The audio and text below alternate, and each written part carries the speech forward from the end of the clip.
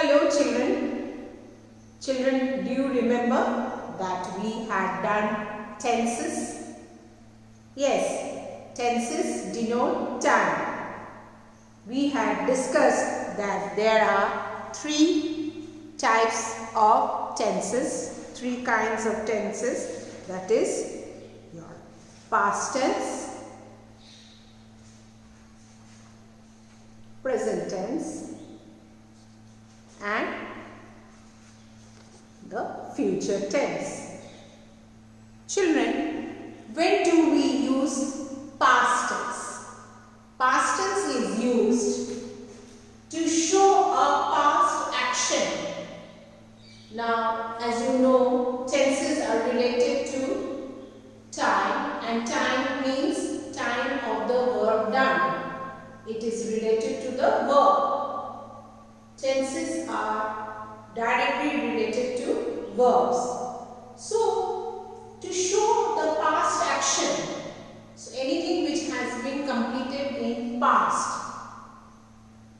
An example, you can say, we played football last Sunday. Or you can also say that he gave me a birthday gift last year. So as you can see, it is saying that things which have been completed, the action which had already given you a gift on your birthday last year, already played a match last Sunday. To show past situation, situation means condition. Okay? They studied in the boarding school 2 years back. That was the situation when they were used to study in the boarding school. Boarding school, as you know, situation. Or my uncle lived in South Africa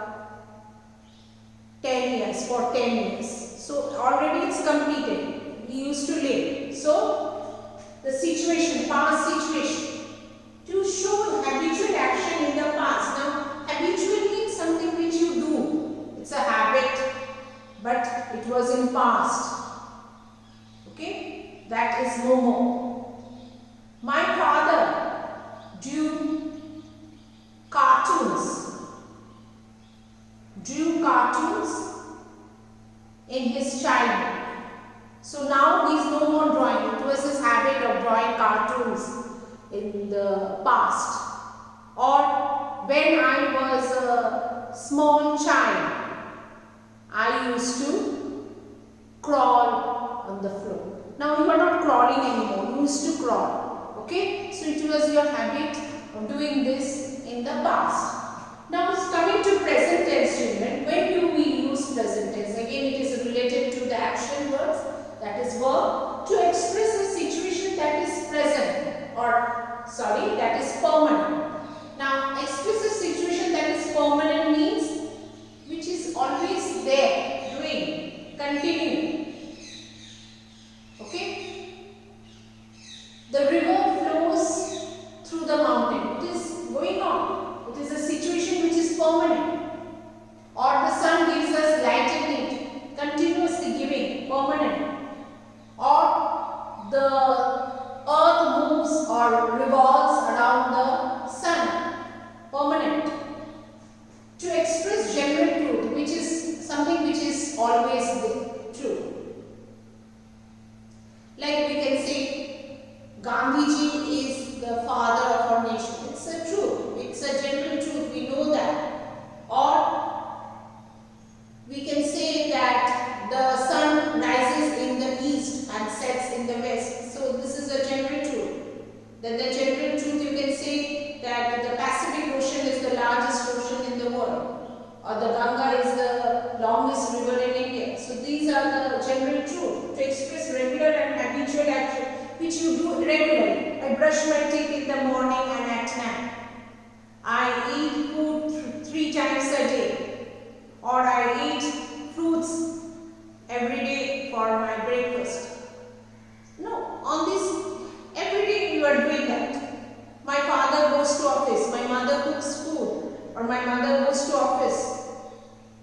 I go to school. Every day you are doing that. Now coming to future tense, children, for an action that has yet to take place, as you know in future, these all we are talking about simple past, simple present and simple future. So an action that has yet to take place. I will eat Christmas cake tomorrow. Means you have not eaten. Tomorrow is Christmas day, so you will eat a cake. To say what we think will happen. Now, sometimes we predict, sometimes we forecast. It is going to rain. Means it will rain tomorrow. Or there will this year it will be very cold climate or season. So you are predicting, you are forecasting. He will come to our house soon. Means you forecasting, maybe he will come. So you think that will going to happen. We will soon go to school. So you are thinking that this thing is going to happen, but not yet happened. Okay, future.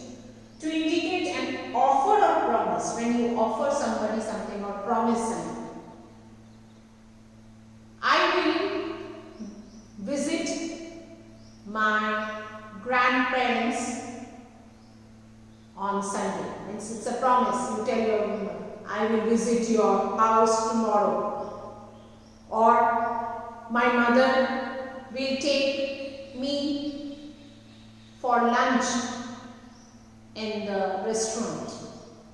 Or my sister will play badminton with me. So it's an offer, it's a promise. Okay? So in this way, we use simple past, simple present and simple future. As I have discussed with you, for simple past tense, with the verb, that is the base form of the verb, we add ed, or if the last letter is already e, we add d. Like when we say close, I close the door, C-L-O-S-E, we just add d. If I say open the door, he opened the door, then it is O-P-E-N, then ed. Then there are irregular form of verbs where we know that we use the past tense form in a different way, like drink, drank, eat, ate, go, went, write, wrote, okay, cut, they don't change, or put, don't change, read, read, in this way. So when we write the past tense, simple past tense form of the verb, we just have to add ed or d or irregular form of the verb, means the past tense form of the verb.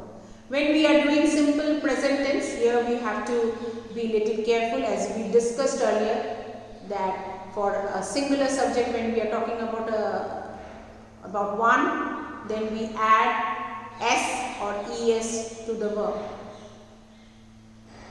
Okay, like he opens the gate every day in the morning. He closes, es, closes the gate every day at night.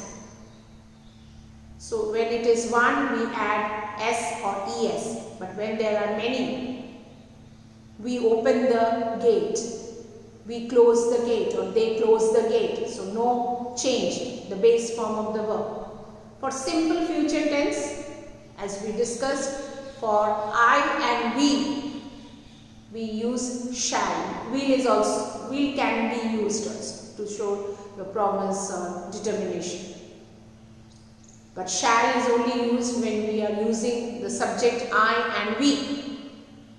For rest others, we use will, like he will, they will, she will. And then we use the base form of the verb. I shall go to school, we shall go to school, he will go to school, she will go to school. You cannot say he will goes to school, no, or she will went to school, no. So the base form of the verb. In this way we use different way in simple past, simple present and simple future.